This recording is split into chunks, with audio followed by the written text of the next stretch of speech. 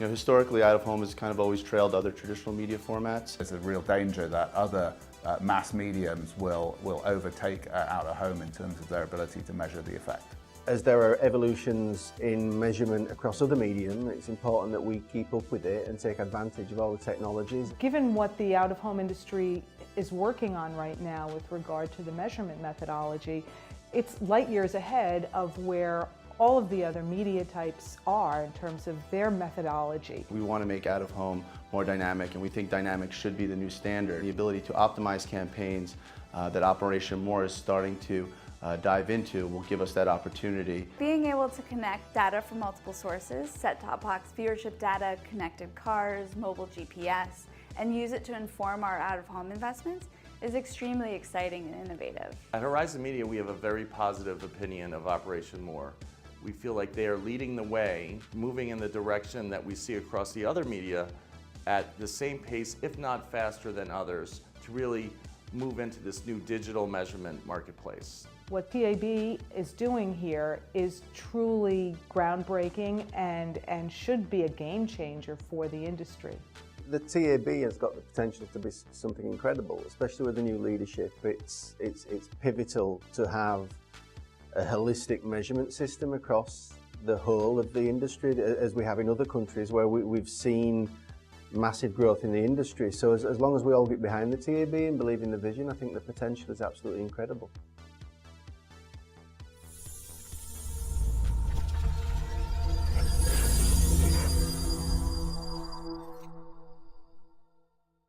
Well, thank you everyone for joining us today.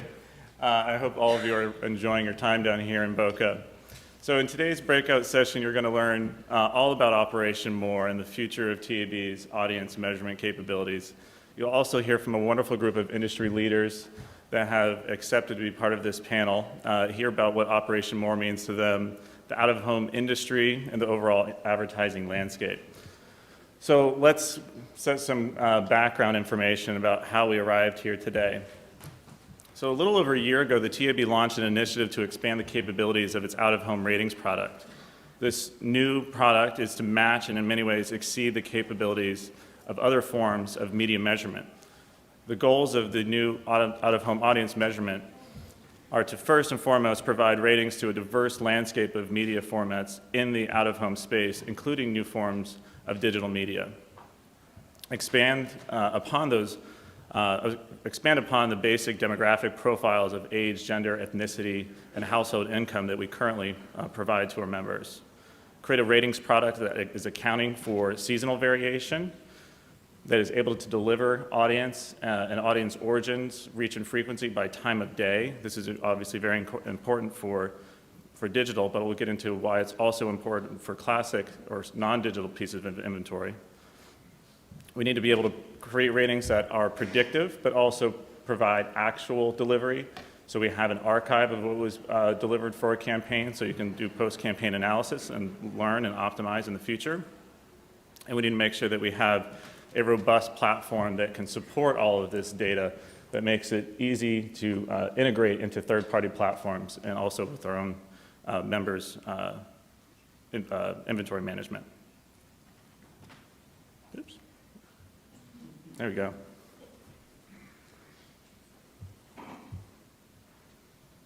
So all this needs to be done with retaining industry ownership of the design and the design of the ownership of the measurement currency, and that point cannot be overstated. What we have today is an industry-owned, member-owned currency for out-of-home measurement that doesn't exist in any other media. We went over that earlier today. That's very, very, very important. So that leads us to today and Operation M.O.R.E. So in this, Operation M.O.R.E is a code name that we affectionately gave to the task of bringing our audience measurement system to this next level. It stands for Measurement Optimization and Ratings Enhancement. In this initial phase of Operation M.O.R.E, we are evaluating new data sets, designing a proof of concept, constructing a plan for full development, and putting together a project plan for the full development. So why are we going through this evaluation process? Well, in short, we need to make sure that we do this correct. And TAB is a perfect entity for that evaluation process for where it should be taking place. There's numerous resources out there that are claiming to be the silver bullet of audience measurement, but they have yet to prove their capabilities for our diverse needs. Collectively, as an industry organization, we are ensuring that the data resources that we use for our core currency are suited to delivering the most useful audience measurement product that is capable and, above all else, correct. These new resources must be capable of quantifying vehicular and pedestrian circulation, audience composition, and also trip path frequency and duplication. And this is where a lot of this big data, mobile data, is going to change dramatically what we understand about the out-of-home audience. And it's no small order. So I wanted to talk about a story that we're all very familiar with. So a long time, no. So I was thinking about something a little more recent. Let's talk about Chicago, Illinois. So how many people in the room here are from Chicago? Anyone recognize this roadway? Anyone want to take a stab at naming it? Dan Ryan, right. Does everyone love the Dan Ryan Expressway? That's right.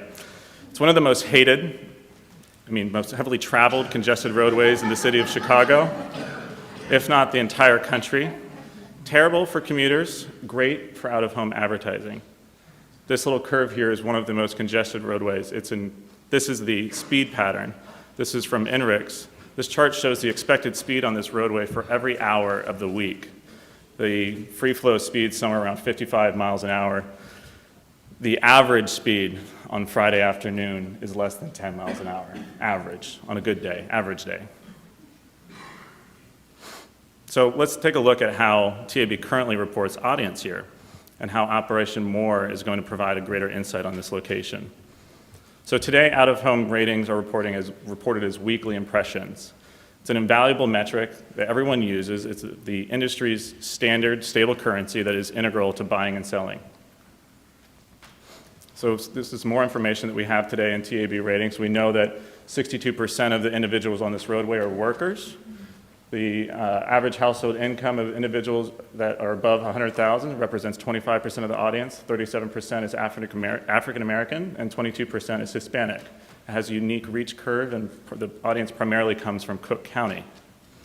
So let's take a look at what happens when we start improving upon the precision and breaking down the annual numbers into monthly numbers, to daily numbers, and to hourly numbers. So this is what's going on right now. This is an April factor. Great. April's a pretty average month, so not much change there.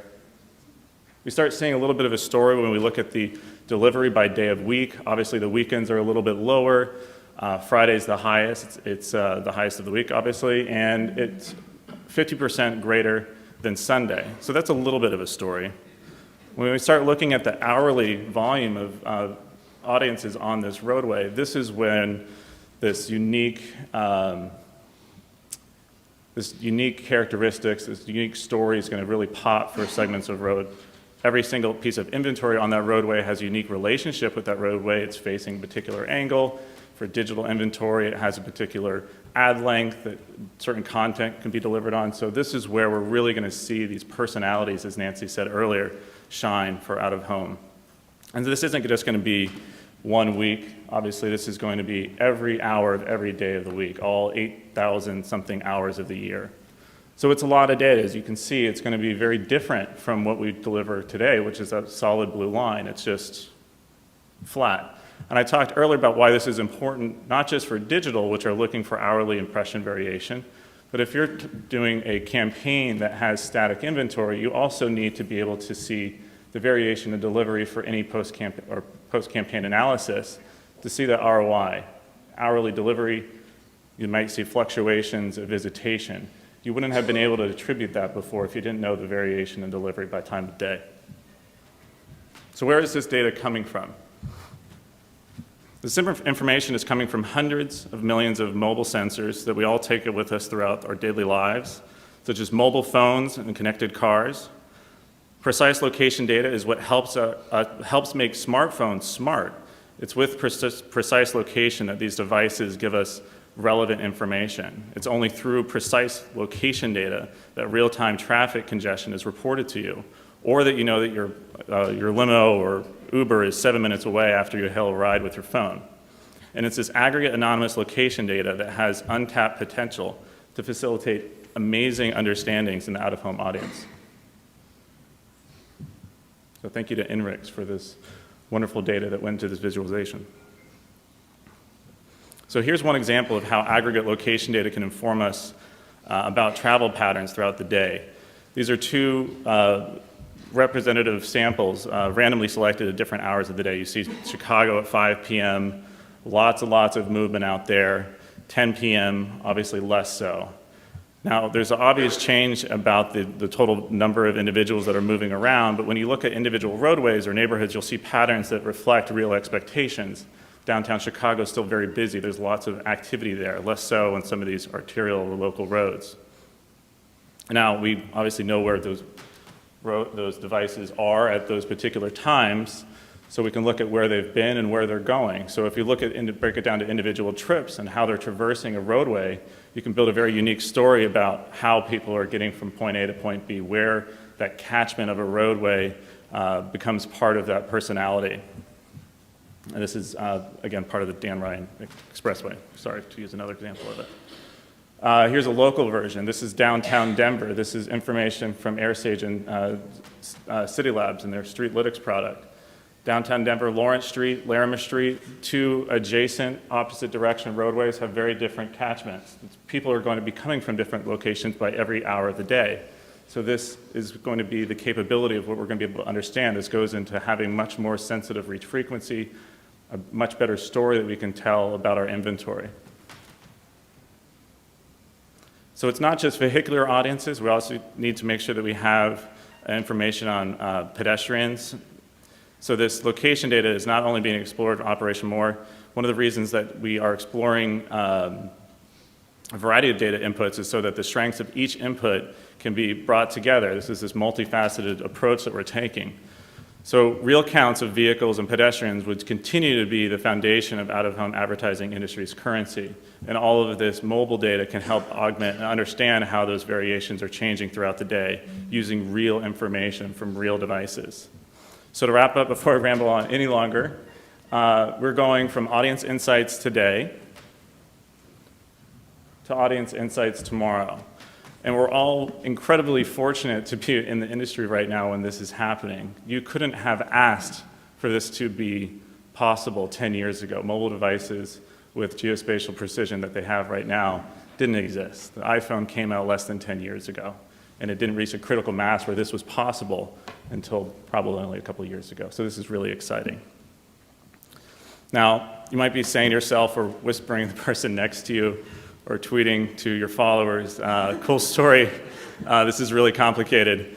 And you're correct, it is, but we're not venturing into this by ourselves. We have some very experienced guides that we are taking along with us and help showing us the way, making sure that we are not making mistakes and interpreting this data correctly.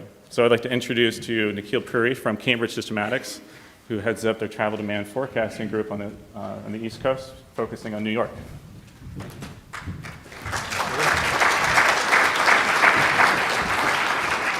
Thank you. Good afternoon. So Cambridge Systematics has been around for over 40 years, specializing in transportation analytics. We have close to 300 employees across the country and work with a variety of clients, right from the feds to state and local governments and the private sector. Now, we have been working on transportation analytics and predictive modeling right from our inception. We've been developing very sophisticated tools to understand future travel behavior, but in doing so, we also have a good understanding and we know how important it is to understand what current travel trends are all about. And so to do that, one has to turn to data. So we've been involved in designing and applying various techniques to gather data, to analyze the data, and then implement it to understand what current trends are and what future travel trends are going to be like. And now have the opportunity of working with big data. And we have worked on several projects across the country using data from cell phones and GPS systems, and now are getting into the connected and autonomous vehicle space as well. And so some of this practice, it spans across the country, and we worked on projects like the New York MTA bus time project. I'm not sure how many of you are familiar with it, but it's essentially an app that tells you when your next bus is arriving. Now we're talking about 2.5 million riders a day on the MTA system. We're talking about, hundreds of millions of points of data coming in on a daily basis to understand where these buses are located so that you can identify exactly when the next bus is going to arrive. So there are projects like that. There's the California high-speed rail project that we're working on. In fact, one of my first projects using big data was here in Florida, where we applied some of the cell phone data to understand existing travel trends. So we have a lot of experience working with some of these big data. Now, obviously, market research is something that we've been very involved with right from the beginning in terms of dealing with data and understanding it and so on. However, in developing some of these very sophisticated tools, one needs a robust software platform. And so we have a dedicated software team that helps us do so, that helps us develop some of these tools.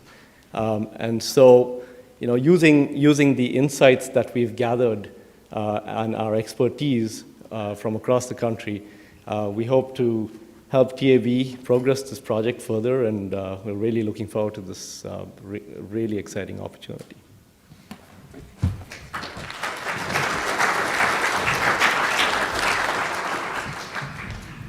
Thank you, Nikhil. Now, I am very excited to introduce to you the moderator of today's panel, Huw Griffiths. Huw is the Global Chief Product Officer at Universal McCann, where he is responsible for research, analytics, and tool development. His passion is simplifying massive amounts of data into clear, precise action, a noble cause in this diverse landscape of big data. So.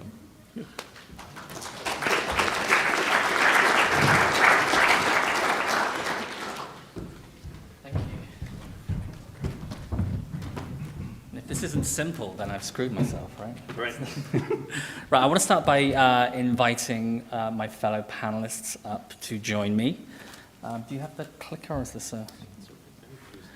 I want to start by inviting up Jon Carmack. Jon is the EVP Operations and Technology from Bunton Out-of-Home Media. His role, he's overseeing the daily activities of the division, including operations, media planning and buying, field services, technology, and admin functions. Jon was the lead architect of Bunton Out-of-Home Media's GeoTrack media management system and continues to guide the ongoing development of the application. Welcome, Jon.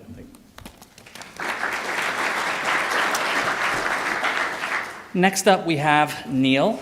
Neil is the, if I can find him, the Managing Director of JC.co One World. Neil is responsible for the international sales, marketing, and research activity in over 75 countries worldwide in which the JC.co group operates. In this role, he has overall responsibility for Innovate internationally, the JC.co division generating creative solutions in the use of the outdoor medium in more than 50 countries. Welcome, Neil. Next, we have Erica. Erica is the Corporate Manager, Digital Asset Content and Integrated Strategies from Adams and Fairway Outdoor Advertising. Erica's focus is on developing opportunities that will grow both companies' out-of-home business by leveraging their combined 26,000 multiple out-of-home asset classes in over 20 metro markets. Her goal is to identify innovative ways to bridge the gap between digital and static billboards on new platforms, find ways to increase visibility, and discover new revenue streams. Welcome, Erica.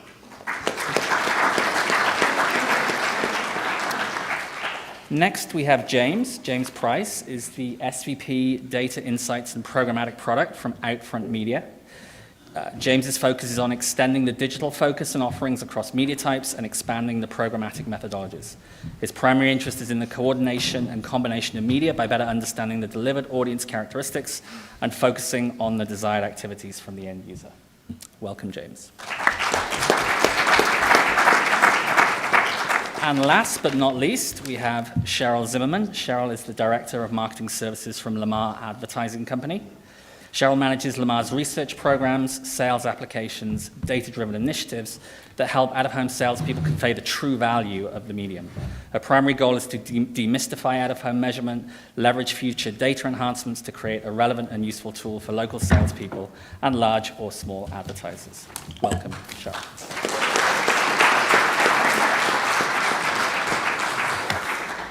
Okay, so we're going to have hopefully a lively debate. One of the things that I think is really, wow, okay, bright. One of the things I think is really exciting about this is, from my perspective, this whole initiative is potentially going to change the way that our clients are making decisions. If I look at the moment at the way that my client base are essentially making decisions about budget allocation across media channels, they're applying a very focused ROI lens on those decisions. So what is the ability of different channels to drive short and long-term business lift? And they're using a variety of different analytic approaches to do that, largely using things like market mix modeling. And the reality of approaches like that is that they are only as good as the quality of the input. And personally, is this being recorded? Personally, and not professionally, personally, I believe that those approaches are somewhat inherently biased towards media that have less variability in the input data. So the thing that excites me about an initiative like this is as we start to get better data with more variability, it's going to improve the quality of the insight that our clients are getting through those analytic approaches. And then ultimately that's going to mean more balanced and more effective media plans, which is really kind of my job. So I'm very excited for that. But I'm going to hand it over to the panel. Neil, you have a global perspective on this industry. How do you feel this initiative is really going to raise the game here in the US? Well, I think measurement is just a means to a business end. And as you saw this morning, there's a huge rush to have different type of interaction from media buyers with the media that they're buying in terms of the way that they're buying it. This is a step change in our ability to address that need from buyers and look at how out-of-home can be sold in a reimagined way. We've moved a very long way from selling basic packages, which was very common in lots of parts of the world. The flexibility that's going to be afforded from this much more granular data, both in terms of time, but in terms of geography and so on, is enormous, especially as it's going to spread out into all the environments and not just be located within a narrow roadside or roadside plus transit area.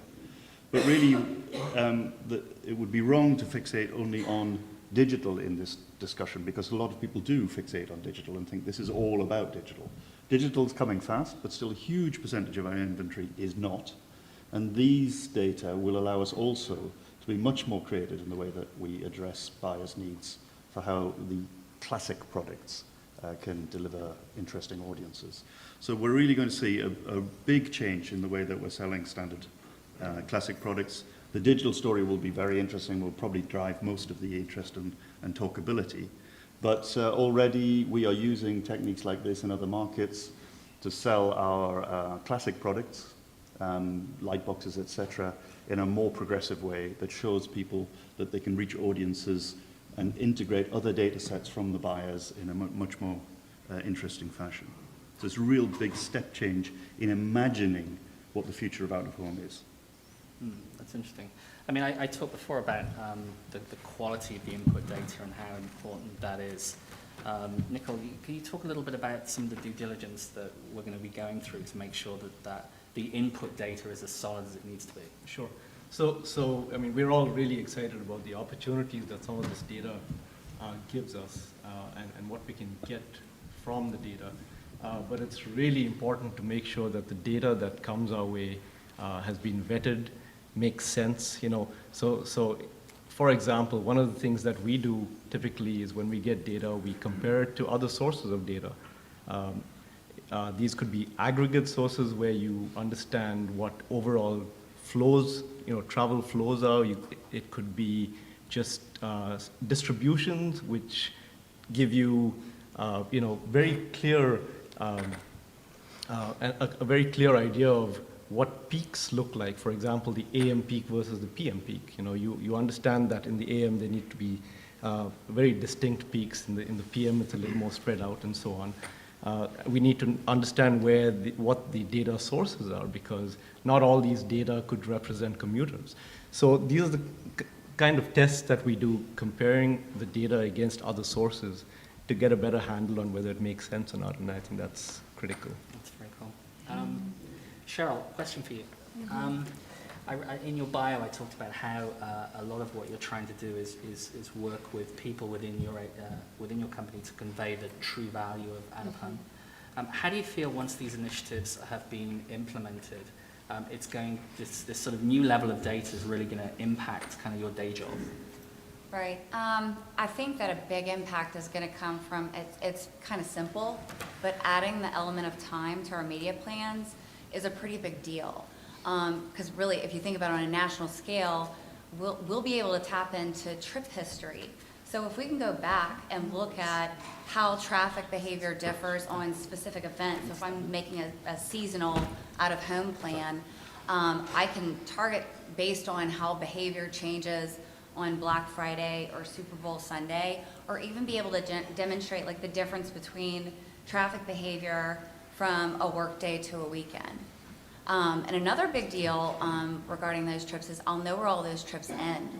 So if I can start to design a campaign based around what locations do the best job of reaching people on trips that end in a Best Buy parking lot, I'm designing a campaign around real local consumer behavior, which I think is incredibly valuable, possibly more valuable than a demographic segment.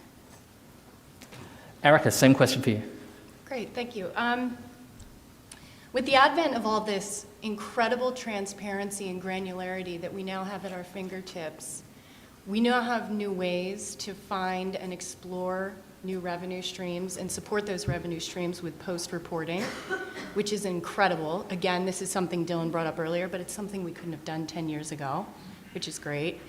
But we're all playing in the area of different ways to capitalize on out-of-home, digital or static. So now we have the idea of programmatic that's kind of playing around in all of our places. And we also now have the ability to start blending our media with other medias. This is something new and interesting for all of us. So we have online, mobile, out-of-home.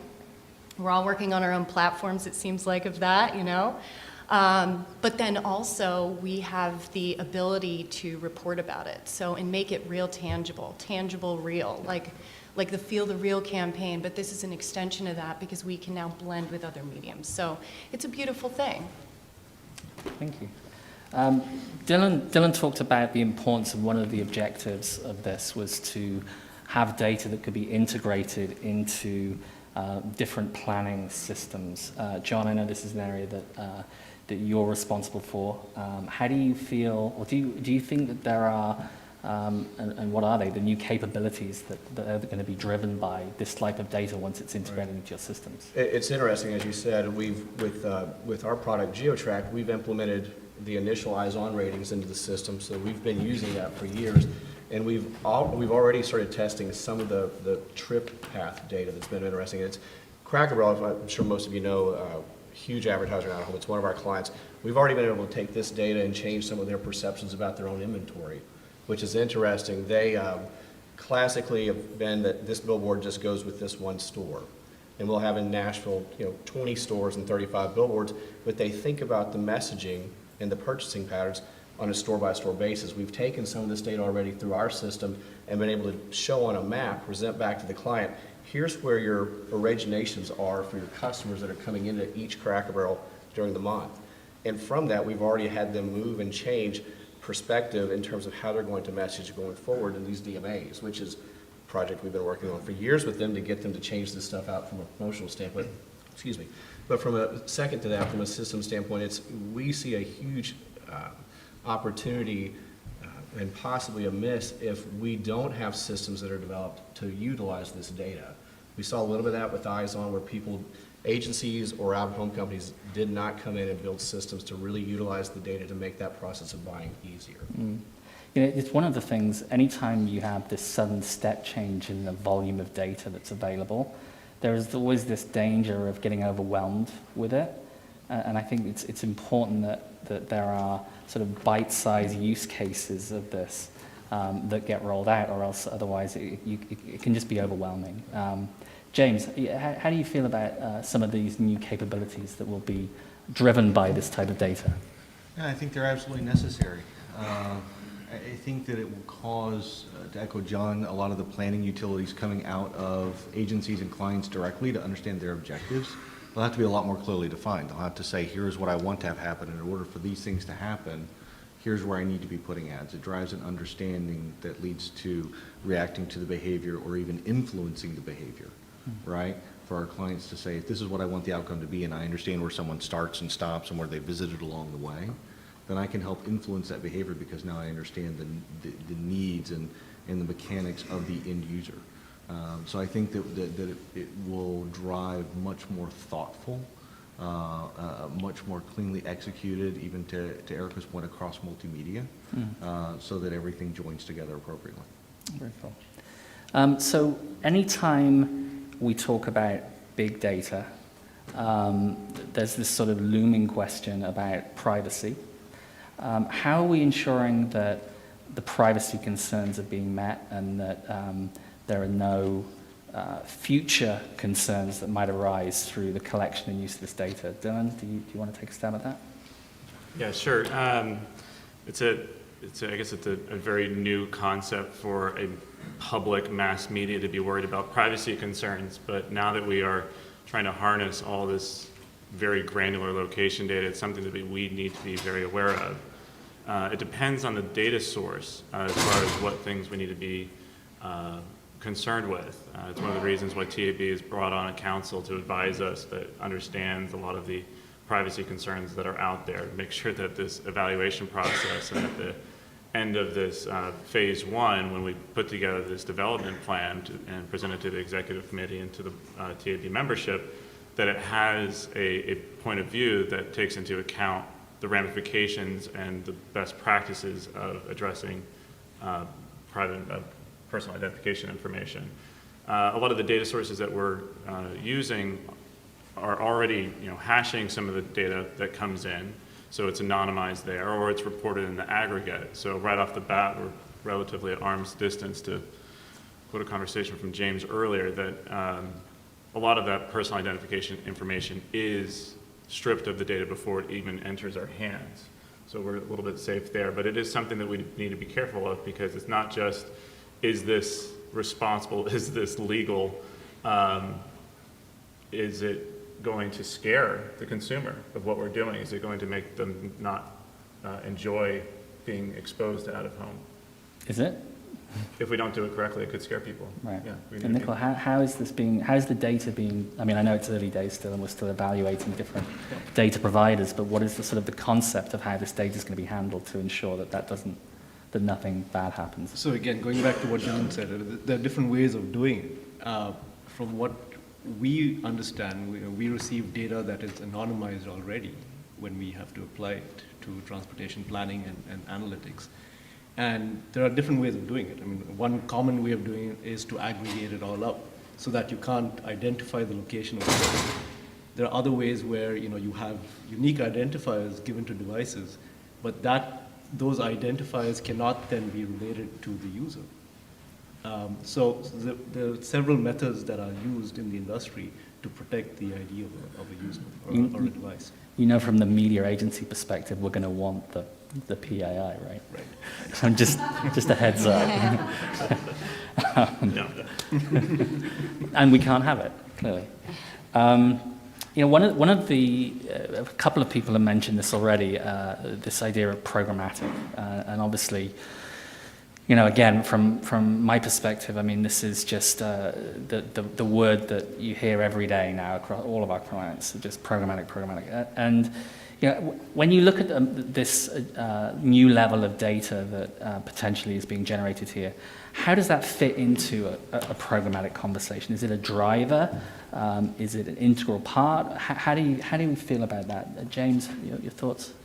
I think that having the data will boost the programmatic capabilities of the out-of-home industry.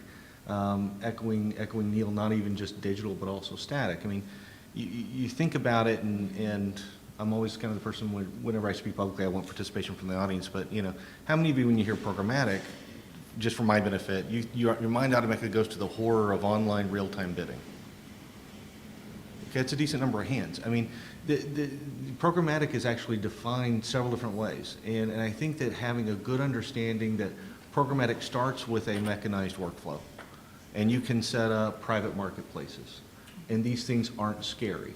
Programmatic in and of itself allows for the usage of the data to actually discover audience. It goes back to the more thoughtful planning that I referenced earlier. Imagine a world where, and I don't know how many of you love shuffling Excel spreadsheets back and forth all day long, but imagine instead, so some of you do. I mean, but think about it. Think if you were able to sit at a computer screen, or you're able to sit on your cellular phone, and all of a sudden up pops a notice that someone's discovered your assets, someone's actually put them in an RFP, shipped you an RFP automatically, and you're able to look at that, and then based on the very cleanly listed order, you could actually say, I agree to this, I don't agree to this, I like this, I don't like this, and ship it back. When they agree, an idea is struck, it goes into your own contract system, whatever it might be, and then the process moves very smoothly, but it allows for the discovery and understanding, right, which sets the expectations, regardless if it's static or digital, right, and then allows for the transaction to occur in a way that allows you to be more consultative, more of a representative to your clients for your own assets and what those objectives are, rather than just shuffling spreadsheets back and forth. You know, my hope is that it does actually lift us in the eyes of others, because that's where other people are transacting. That's how other media are thinking, right? How do I find? How do I then execute, right? So I think as an industry, if we can put ourselves in that stream, then that's a huge win for us. Neil, you know, JCDecaux is kind of probably at the forefront in a lot of respects about the use of programmatic for out-of-home, especially in markets in Europe. What are some of the things that you've learned about what works and what doesn't, and how data can help drive it around use of programmatic? Well, to echo what's just been said, I think we have to be careful about the use of the word programmatic. I much prefer automated trading platforms as a concept. We don't have infinite supply in the out-of-home business. We have a fixed supply, especially if it's not digital. And we shouldn't forget that. A lot of the enthusiasm for programmatic are in areas where there's infinite supply, and people are very, I don't like to use the word fragmented, but there's very small audiences, and we have big audiences, and we shouldn't forget that. But when we come to using these inventory, we've developed a couple of platforms that allow us to use these data that you're about to develop in the United States in a more interesting manner. So we have a product called SmartBricks, which is a real-time platform with the availability of our products that all the salespeople have access to on an iPad in the client's office or back at the office, that links to our trading platform. But then data layers are fed in. The first data layer is, in the case of the United Kingdom, but we do this in other markets as well, is the root database, which is the equivalent of the TAB database and what will be. And then other data layers are automatically layered in for the client. So you get a completely different type of discussion with the customer about what their objectives are, what they're trying to achieve from the campaign. And then that can be placed towards an API or otherwise so that the buying platform can interact with that. Perhaps private interactions, perhaps public ones, and it's automated already across the range of our products. We're doing that now already in a number of markets in Europe. Cool. Question for everybody on the panel. I was just, as we looked at the example that Dylan showed before of that wonderful highway in Chicago, and the new level of insight that will be available using this data versus the kind of the current state. Obviously, a lot of this is all being driven to make the campaigns more effective, right? So using that data. I want to do a straw poll. How much more effective do you think they will be? I mean, is this something that is transforming the industry, or are these step changes? And I'm not. No one's going to hold anyone to these numbers, right? But I'm just interested to know, because you talked about better planning, but what do we think the quantification of that is? Cheryl, do you want to start? I know I'm putting you on the spot. Not really. No. Anybody? Absolutely not. Anybody start? $8, Bob. Anybody? Who wants to start? Well, I mean, look, don't forget we're a broadcast medium. And I really have to keep reminding people of that. Our medium is incredibly strong because it is a broadcast medium. But then you can do clever things with it. So the standard offer that we're now doing with our products in the UK using the smart brick system is taking maybe 2/3 of your normal buy, you leave that the same. So that's delivering your brand building, your broadcast message. And then we take 1/3 of the campaign and that flexes according to data feeds that contextualize the campaign. And it could be a sales data feed direct from the client, or it could be CACI data, Experian, or whatever, that allow you to flex the final part. You get higher levels of ratings, but you get higher level of contextual posting that's delivering a message to the target buyer that you're particularly interested in. It might be a chocolate buyer, or somebody buys Nike shoes, or whatever it might be. So that's happening now, so that the whole inventory becomes completely flexible. People don't immediately abandon their standard broadcast buy, because you still need to reach a lot of people quickly. That's one of our core strengths. But that flexing possibly will grow from 1/3 to gradually over time become the whole inventory. We'll have to see. Anybody else want to take it? So I don't know that you could put a number to it, right? Yeah. But you can't forget a couple of things that go with it, right? So the first thing that goes with it is, and I'll echo off of something that Cheryl said earlier around value, right? Dylan said ROI.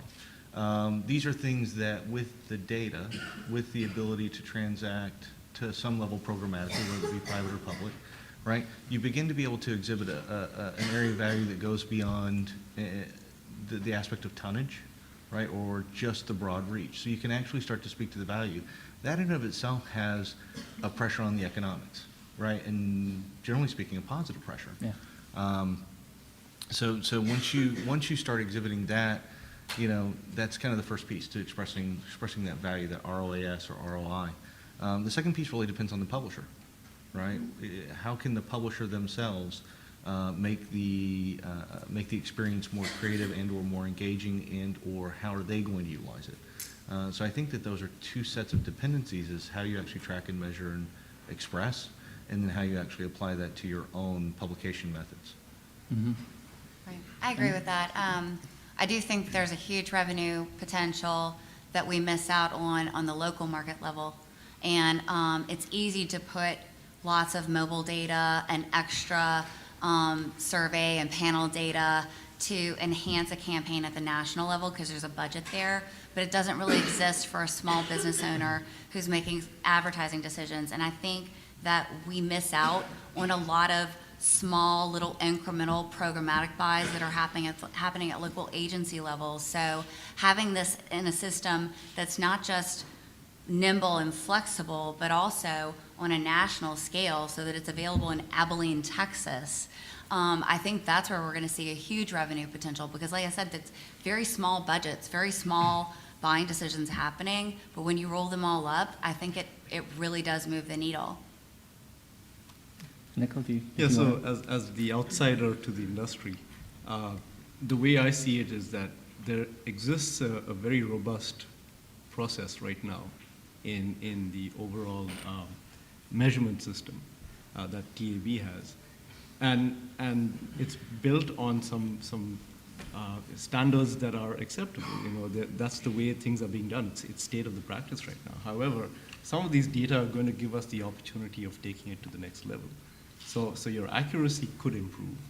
You know, your ability to reach different markets and target markets by time of day and seasonality and so on improve. And so I think there's a tremendous opportunity here. Yeah. My stock answer is always 15%. When anyone asks me that, I always say, I have no grounding for 15%, but people believe it. It's like a believable number. It's like more. No, I do agree with all of you, really. And it goes back to the thing I said at the very start, which is that I do think that when there is better data going into these models that some might say are somewhat biased today, budgets will flow to what's working. And so I do think there will be a significant budgetary impact of this, which is great. So Dylan, when's it all happening? Well, this phase is wrapping up in the next couple of months. We're going to be presenting the findings plan to the executive committee in June, and after that, back and forth to work out any kinks, questions, and because this is a very large decision, it'll have to go before the board, so it'll probably be a special board meeting called. Okay. So last question.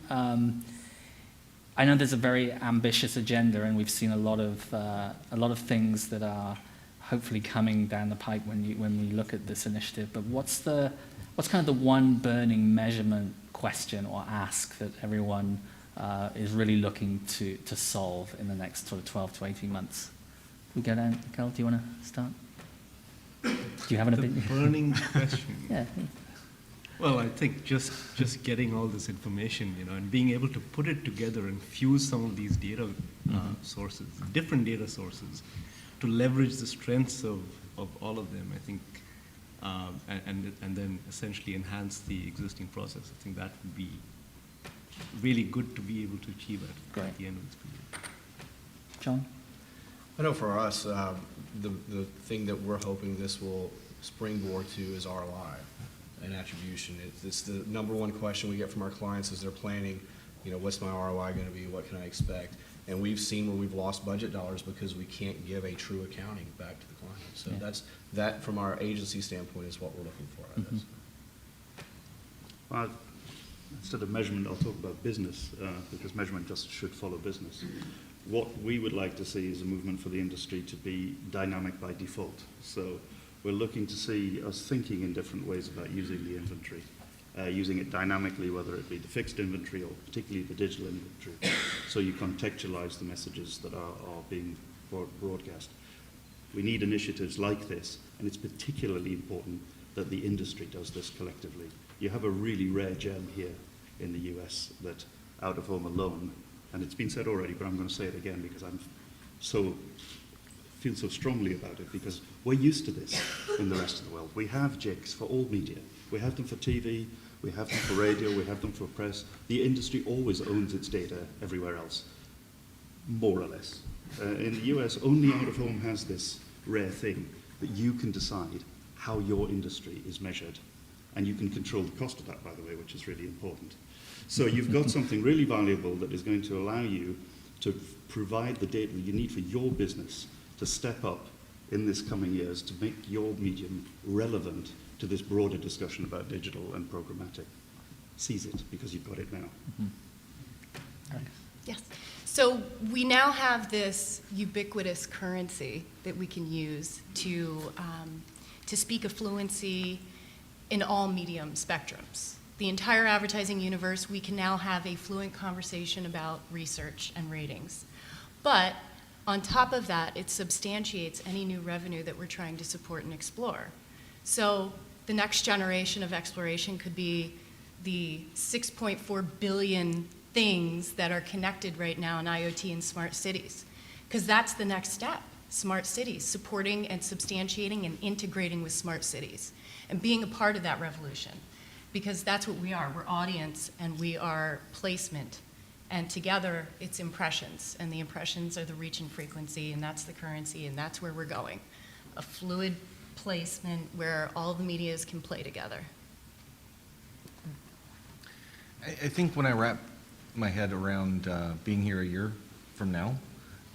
What I would like to see is, and it's going to sound silly to put the analogy this way, but there are a couple of little lonely billboards on a West Texas highway that I noticed the worst advertisements on. No, and no offense if somebody owns those billboards in West Texas in the room, but in all seriousness, here's the thing.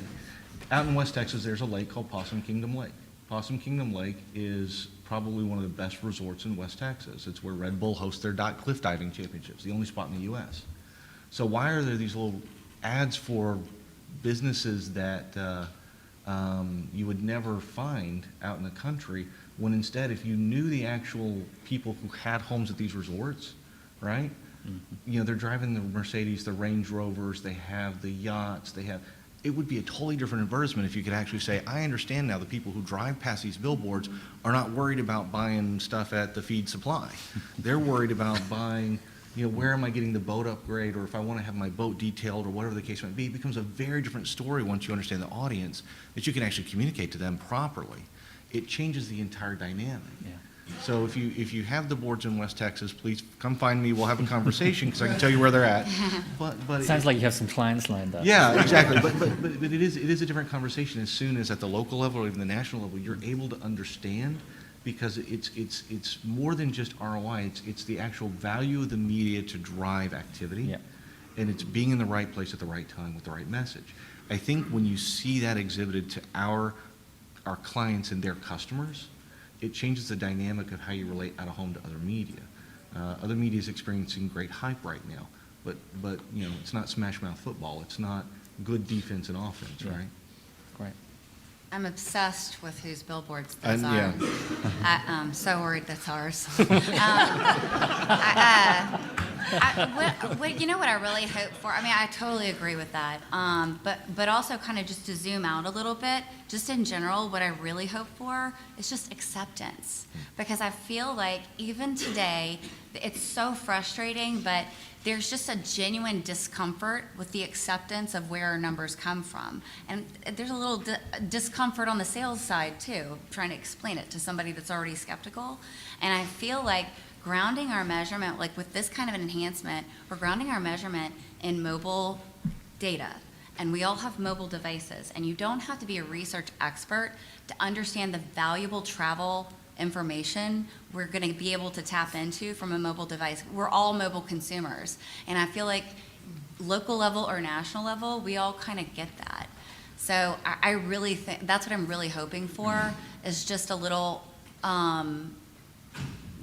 credibility added.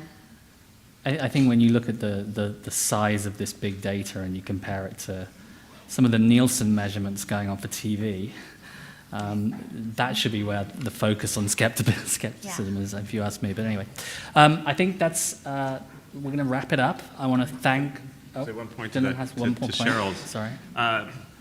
I think that's a really important part of this, is and part of the evaluation process and part of the function that an enhanced measurement system will provide, is that when you look at think back to the chart of the speed by hour of the week, you saw it made sense, you recognized it. When people look at the ratings that are provided right now, it's a very large number. We talk about scale that is hard to relate to. When we start looking at audiences on a particular billboard in context that is familiar to the goal of the campaign, or familiar to the people that live on the stretch of road in the middle of Texas,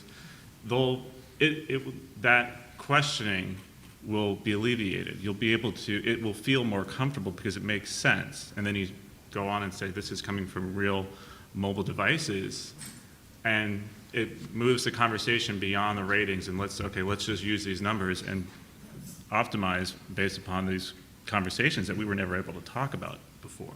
So I'm really excited about it. I skipped you. I should have asked you first. I'm sorry. I think that is it. I want to thank all of the panelists for this time.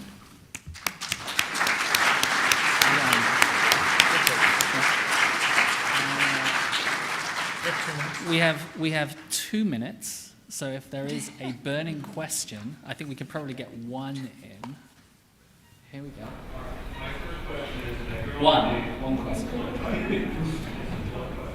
So I hear all the data, discussions, et cetera, and how values there. So some of you have had experience with this. How important is the data to winning business or raising prices in your campaigns? You might beat someone because you have the data where you can raise prices based on what we know today. I would say winning business. I mean, the whole point is that the opportunity isn't like within our own space. It's outside of the out-of-home ad spend. And I think that's exactly where it needs to, that's where the focus is from my perspective. Yeah, I'd agree. I mean, you think about the data that exists in digital media right now and how people look at that, and it's like a warm little blanket they curl up with at night and they feel good about all of it. And you need to have the data in order to express the same way. Raising prices, that's on how you actually express the value. So it's the story you can weave around the value to people in order to effectively change prices compared to other media. But when it comes to the data and winning business, that's how they're actually thinking, because that's what makes them feel good. Okay, one more question. So do you look at this in the future as possibly that you would be selling out of home much like you sell radio, day parted, where someone could go in if they wanted to buy, drive time, morning and evening, and, would pay more for that, to get peak times? Is that something that you see could happen? I don't want to speak for everyone else here, but I think so. I think that there's a value in placing premiums on times of day that we didn't historically value enough. So there's an opportunity there to raise prices and to get more out of the audience that we may be missing. And there's a precedent with other media for people being comfortable paying a premium for those more valuable day parts. So. Certainly, you pay more for the day part, but, your cost per thousand could be cheaper because of, the amount of eyeballs. So you can actually go back and do a comparison like you do where they sell radio and TV. But it's not just about pricing. I mean, we already do this by day part in the United Kingdom. We sell by day part already because Root already is capable of broad day parts, not down to an hour. The next step for Root in the United Kingdom is to move to the hourly data that you're planning. But we already have it in sort of 4-hour blocks, and we sell that way. But you can also be much more creative. For example, we have digital screens outside the equivalent of Walmart. So every single major entrance has a Decode digital screen outside. And for the clients there, we get the sales data from, it's Tesco, it's the equivalent of Walmart. We get the Tesco data from a provider called dunnhumby. And instead of them just having a loop going around, 8 ads, boom, ba-boom, ba-boom, ba-boom, we know when people are buying the client's product at a higher level.